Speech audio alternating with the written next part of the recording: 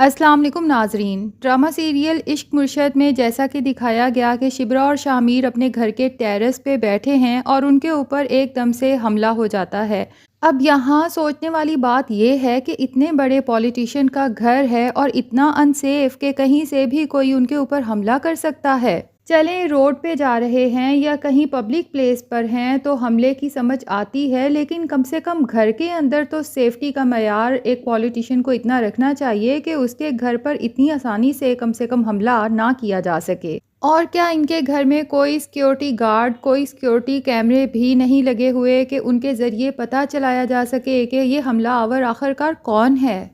और फिर इससे भी ज़्यादा स्टूपिड सीन वो है जब महरीन शामिर के घर में आती है और शिबरा को अलल ऐलान बताती है कि ये हमला दरअसल मैंने ही करवाया है और जनाब दाऊद अली ख़ान को भी इस हमले के बारे में बखूबी इल्म है। इसके बाद भी शिबरा चुप रहती है, वो शामिर को इसके बारे में कुछ भी नहीं बताती और बिल्कुल नॉर्मल एक्ट करती है। हालांकि शिबरा का जो करैक्टर हमें स्टार्ट की एपिसोड्स में दिखाया गया था तो उसमें तो यही था कि वो बहुत आउटस्पोकन है और बहुत धड़ल्ले से हर बात कर सकती है, लेकिन अब जाके वो इतनी डर क्यों गई महरीन से कि उसने शामिर से ये सब डिस्कस करना ज़रूरी नहीं समझा और उसके बाद बिल्कुल नॉर्मल क्यों होकर दिखा रही है, जबकि महरीन उसे ये थ्रेट देकर गई है कि तुम्हारी जान ख़तरे में है। फिर जनाब उसके बाद शामिर सुकैना से कहता है कि मैं तुम्हें और तुम्हारे हस्बैंड को आउट ऑफ कंट्री भेज रहा हूं क्योंकि यहाँ पर तुम लोगों की जान खतरे में है। अब बंदा यहाँ पर ये पूछे कि हमला तो तुम्हारे और शिबरा के ऊपर हुआ है, सबसे ज़्यादा ख़तरे में तो तुम्हारी और शिबरा की जान है।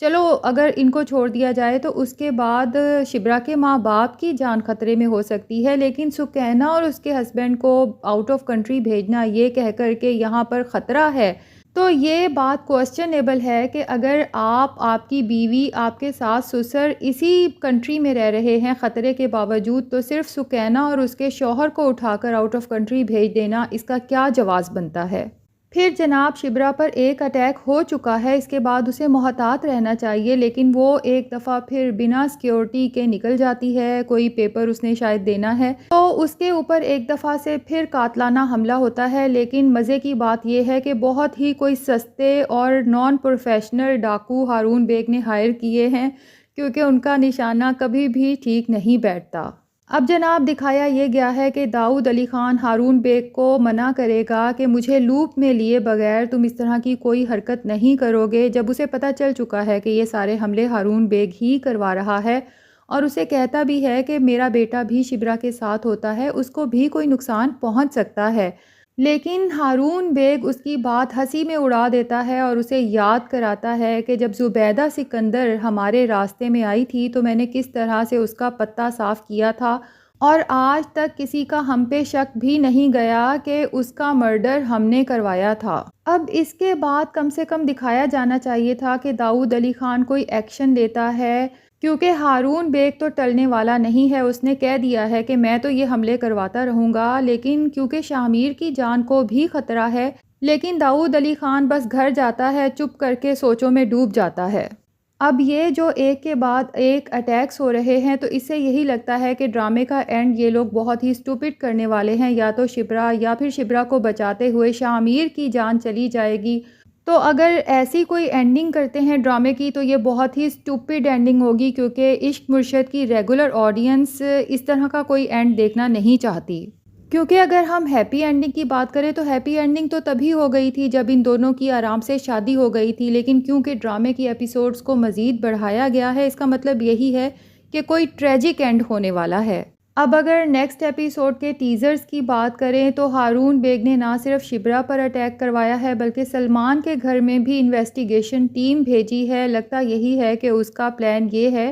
कि कोई ना कोई ऐसा केस बना दिया जाए सलमान के ऊपर कि उसको नौकरी से ही बर्खास्त कर दिया जाए, और इस तरह से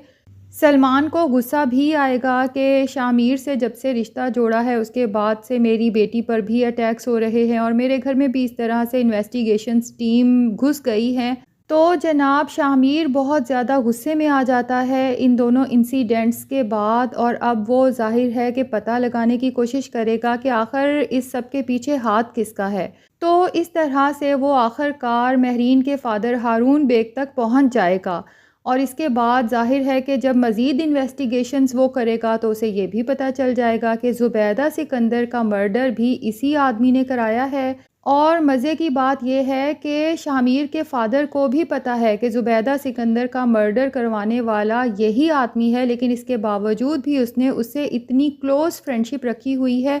ना सिर्फ खुद फ्रेंडशिप रखी हुई है बल्कि शामिर का रिश्ता भी उसकी माँ के कातिल की बेटी के साथ ही करना चाहता है। तो ये भी बड़ी क्वेश्चनेबल बात है कि जब शामिर को ये सब पता चलेगा तो उसके बाद वो क्या एक्शन लेगा, कोई सीरियस एक्शन लेगा या इसी तरह से बस बात को आई गई कर दिया जाएगा। जिस तरह से शिब्रा को पता चल चुका है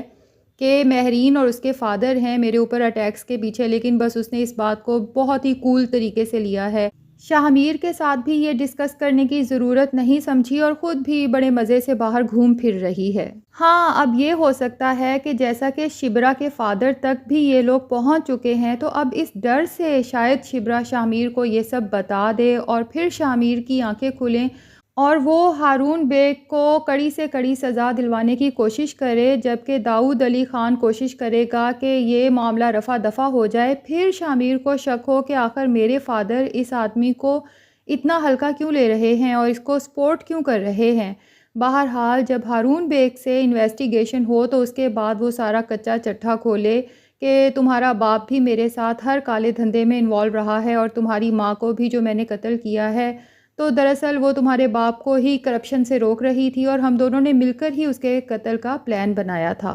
और फिर दिखाया जाए कि शामिर ना सिर्फ हारून बेग बल्कि अपने बाप दाऊद अली ख़ान को भी कड़ी से कड़ी सज़ा दिलवाता है, तो फिर थोड़ा सा इंटरेस्टिंग हो सकता है ये ड्रामा। लेकिन जनाब, चूँकि ड्रामे को इर्रेलिवेंट सीन्स और इर्रेलिवेंट चीज़ें डालकर बहुत ज़्यादा लंबा खींचा जा सकता है, तो ये भी पॉसिबल है कि जब शामिर अपना बदला ले ले और हारून बेग और दाऊद अली ख़ान दोनों को ख़त्म करवा दे, तो उसके बाद महरीन का भी असल चेहरा उसके सामने आए और फिर महरीन अपने बाप हारून बेग का बदला लेने के लिए हो सकता है कि वो कुछ ऐसा करे कि शामिर या शिब्रा की ज़िंदगी को ख़तरा लाहक हो, या इनमें से किसी एक की ज़िंदगी जा भी सकती है, क्योंकि ड्रामे की कुछ एपिसोड्स में हमें ज़ुबैदा सिकंदर की कब्र के साथ एक और कब्र भी दिखाई गई है जो कि अभी खाली पड़ी है, वहाँ पर कोई दफन नहीं है। अब उस कब्र में दाऊद अली ख़ान जाता है या शामिर जाता है, ये भी हमें एंड वाली एपिसोड में पता चलेगा। बहरहाल ड्रामा जो कि शुरू में बहुत फ़नी और बहुत इंटरटेनमेंट वाला था, फ़ज़ल बख्श का करैक्टर सबको बहुत पसंद आ रहा था,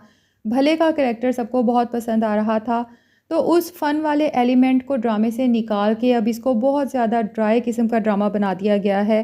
क्योंकि लोगों को पसंद आ रहा था ड्रामा, तो इन लोगों ने जल्दी एंड करना था, लेकिन पसंदीदगी की वजह से मज़ीद एपिसोड्स इसमें ऐड की गई हैं, तो अब इसको सियासी रंग दिया जा रहा है और दिखाया जा रहा है कि शिब्रा और शामिर की शादी तो हो गई है, लेकिन उसके बाद उन्हें सुकून बिल्कुल नसीब नहीं है। तो नाज़रीन, जो लास्ट एपिसोड है उसमें 3 तरह की प्रेडिक्शंस हैं। या तो शामिर इन सबको ख़त्म कर देगा, अपने बाप को भी और हारून बेग को भी, और उसके बाद शिब्रा और शामिर हैप्पी मैरिड कपल की तरह ज़िंदगी गुजारेंगे, या ये पॉसिबल है कि इन दोनों में से कोई एक मर जाएगा और उसके बाद जो दूसरा है वो अपनी ज़िंदगी सियासी और फलाही कामों के लिए वक्फ़ कर देगा। या फिर एक तीसरी पॉसिबिलिटी भी है और वो ये है कि हो सकता है शामिर जब देखे कि इस सियासत में आने की वजह से मेरी बीवी की और उसके घर वालों की भी ज़िंदगी इतनी पैथेटिक हो चुकी है, तो हो सकता है वो ये सियासत वगैरह छोड़कर फ़ज़ल बख्श की तरह ही एक आम आदमी बनकर ज़िंदगी गुजारे ताकि पुरसकून ज़िंदगी गुजार सके। तो प्लीज़ कमेंट सेक्शन में बताइएगा कि आपको क्या लगता है कि इनमें से कौन सी प्रेडिक्शन ठीक है, और अगर आपने हमारे चैनल को सब्सक्राइब नहीं किया तो प्लीज़ चैनल को भी सब्सक्राइब कर लें।